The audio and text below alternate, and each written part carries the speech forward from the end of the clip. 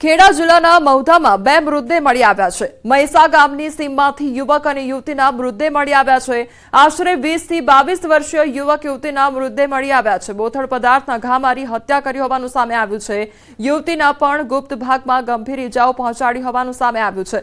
તો જિલ્લા પોલીસ વડા સહિત એસઓજી એલસીબીની ટીમ ઘટનાસ્થળે પહોંચી સાથે જ એફએસએલની ટીમની પણ મદદ લેવાઈ છે। હત્યારાને ઝડપી પાડવા પોલીસે તપાસ હાથ ધરી છે। બંનેના મૃતદેહને પીએમ માટે સરકારી હોસ્પિટલ ખસેડવામાં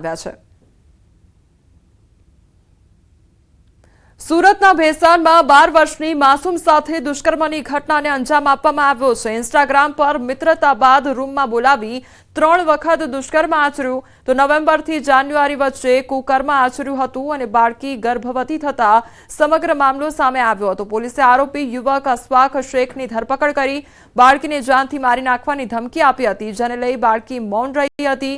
તો આરોપી સામે પોક્સો એક્ટ હેઠળ ગુનો નોંધાયો છે। આરોપી મૂળ બિહારનો હોવાનું સામે આવ્યું છે। સુરતના સારોલી વિસ્તારમાં કિશોરી પર દુષ્કર્મ ગુજારનાર ઝડપાઈ ચૂક્યો છે। પોલીસે નરાધમ ડ્રાઈવરની ધરપકડ કરી છે। 21 વર્ષીય રાઘવેન્દ્રસિંહે પ્રેમજાળમાં ફસાવી બળાત્કાર ગુજાર્યો। બાળકીને દુષ્કર્મના કારણે ગર્ભ રહી ગયો હતો તો બાળકીને પેટમાં દુખાવો થતા હોસ્પિટલ લઈ જતા સમગ્ર મામલો સામે આવ્યો હતો। તો પોલીસે આરોપી રાઘવેન્દ્રસિંહની મધ્યપ્રદેશથી ધરપકડ કરી લીધી છે। को फरियादी श्री की दीकरी का अपहरण किया शुभम एंटरप्राइज के पास और उसको अपनी 4 व्हील गाड़ी में बैठा के आउटर रिंग रोड पे जाके उसके साथ शरीर संबंध बांधा उसके मर्जी के विरुद्ध में। अभी फरियादी श्री की दीकरी जो 12 वीक्स की जो प्रेगनेंसी उसको रह गई तो उसकी माँ ने जब उसको डॉक्टर के पास लेके गई तो ये ऐसा पता चला कि उसको पेट में दुखान हो रहा है और इसको 12 वीक्स की प्रेगनेंसी है। સુરતમાં 8 વર્ષની બાળકી સાથે અડપલા કરનાર આધેડની ધરપકડ કરવામાં આવી છે। હસમુખ સાવલિયાએ 8 વર્ષની બાળકી પર નજર બગાડી હતી। હસમુખ નામના આધેડે બાળકીના શરીરના ભાગે અડપલા કર્યા હતા। બાળકીએ પરિવારને જાણ કરતા સમગ્ર મામલો સામે આવ્યો। પરિવારના સભ્યોએ ફરિયાદ કરતા પોલીસે હસમુખ સાવલિયા નામના શખ્સની ધરપકડ કરી લીધી છે। ગીર સોમનાથ જિલ્લાના કુખ્યાત આરોપીઓને પાસા હેઠળ ભુજ અને સુરત મધ્યસ્થ જેલ ખાતે ધકેલવામાં આવ્યા છે। પ્રતાપ થોબાણા ડોડિયા અને ધીરુ કાના નામના આરોપીની ભયજનક વ્યક્તિની કેટેગરીમાં અટકાયત કરવામાં આવી છે। તો જિલ્લા મેજિસ્ટ્રેટ દિગ્વિજયસિંહ જાડેજા દ્વારા પાસા તળે અટકાયત કરવા હુકમ કરવામાં આવ્યો છે। પ્રતાપ થોબાણા ડોડિયાને ખાસ જેલ ભુજ અને ધીરુ કાના દાહિમાને મધ્યસ્થ જેલ સુરત ખાતે મોકલી આપવામાં આવ્યો છે।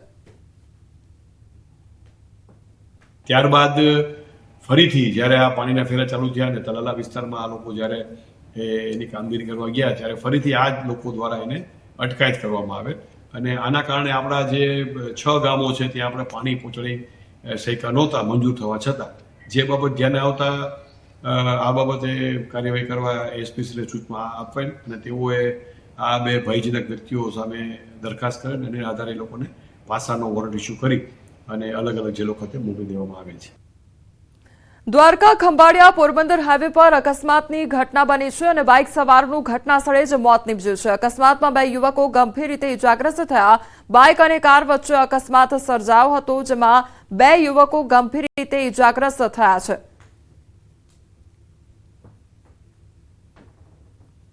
સુરેન્દ્રનગર વઢવાણ પ્રાંત અધિકારીની સરકારી ગાડીને રેકી કરવામાં આવી અને ત્યારબાદ લોકેશન સહિતની વિગતો ભૂમાફિયાઓ સુધી પહોંચાડતા 3 શખ્સો ઝડપાયા છે અને પ્રાંત અધિકારી નિકુંજ ધુડા તેમજ ટીમની સરકારી ગાડીની રેકી કરી લોકેશન સહિતની માહિતી વોટ્સએપ ગ્રુપ બનાવી ભૂમાફિયાઓ સુધી પહોંચાડતા હતા। પ્રાંત અધિકારી સહિતની ટીમે રેકી કરનાર 3 શખ્સો તેમજ 3 બાઇક 3 મોબાઈલ સહિતનો મુદ્દામાલ કબજે કર્યો છે। ઝડપાયેલ 3 શખ્સો વિરુદ્ધ ગુનો નોંધી કાયદેસરની કાર્યવાહી હાથ ધરી છે।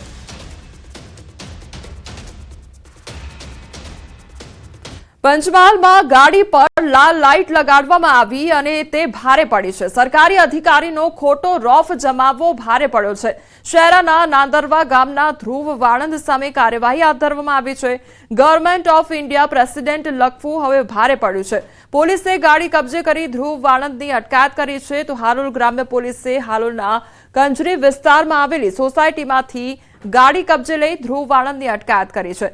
તો રાજ્ય સેવક નહીં હોવા છતાં સમાજમાં રોફ જમાવવા માટે ગાડી ઉપર ફ્લેશર લાઇટ લગાડી અને ગાડી ઉપર લખાણ લખવામાં આવ્યું હતું. તો રૂઆબ જમાવવા ગાડીની નંબર પ્લેટ પણ બેસાડવામાં આવી નહોતી. આ સમગ્ર બાબતે હાલોલ રૂરલ પોલીસે ધ્રુવ વાળંદ સામે ગુનો નોંધી કાર્યવાહી હાથ ધરી છે.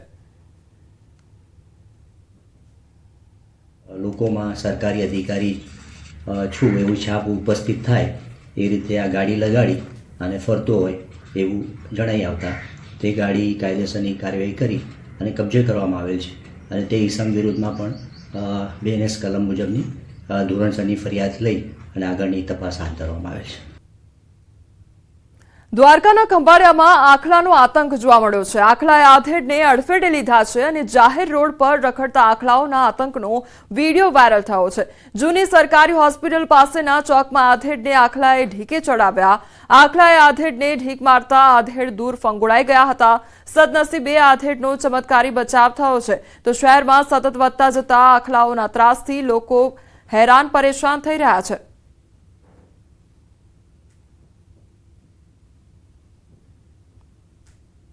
સુરતના પાંડેસરામાં તોફાની તત્વોનો આતંક જોવા મળ્યો છે. ગેરેજ ચલાવનાર પર જીવલેણ હુમલો કરવામાં આવ્યો છે. પગ પર ચાકુના ઘા મારવામાં આવ્યા છે. તો પાંડેસરાની અભિરાવ સોસાયટી પાસે વગર વાંકે 5 થી 6 અસામાજિક તત્વો દ્વારા એક ગેરેજ ચલાવનાર વ્યક્તિ પર હુમલો કરી દેવામાં આવે છે. પરંતુ પોલીસ દ્વારા હજી સુધી આમાં કોઈ પણ પ્રકારના એક્શન લેવામાં આવ્યા નથી. એ જ સોસાયટીમાં અગાઉ પણ આ રીતના 2 જેટલા બનાવો બની ચૂક્યા છે અને આ ફરી ત્રીજો બનાવ બન્યો છે.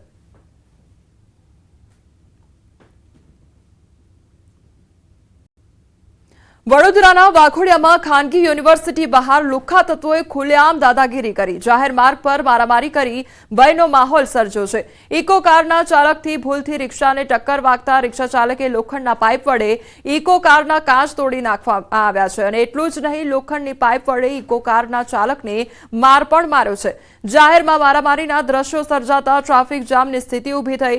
જો કે યુનિવર્સિટીના સિક્યોરિટી ગાર્ડ અને ટ્રાફિક જવાનોએ વચ્ચે પડી મામલો થાળે પાડવાનો પ્રયત્ન કર્યો હતો. ઉલ્લેખનીય છે કે યુનિવર્સિટી નજીક ખાનગી વાહન ચાલકો રોડ પર આડેધડ પાર્કિંગ કરી રોડને બાનમાં લે છે, જેથી અવરજવર કરતા લોકો ટ્રાફિક જામનો સામનો કરે છે અને આ પ્રકારની સ્થિતિ ઊભી થાય છે.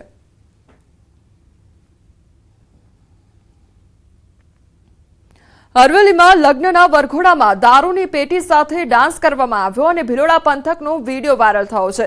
ખુલ્લેઆમ દારૂની પેટી સાથે ડાન્સનો વિડીયો વાયરલ થયો છે. ભિલોડાના રીટોડા ગામનો આ વિડીયો હોવાની પ્રાથમિક વિગત સામે આવી રહી છે. દારૂની પેટી વરરાજાને આપ્યા બાદ ઘોડા પરથી વહેંચવામાં આવ્યો દારૂ અને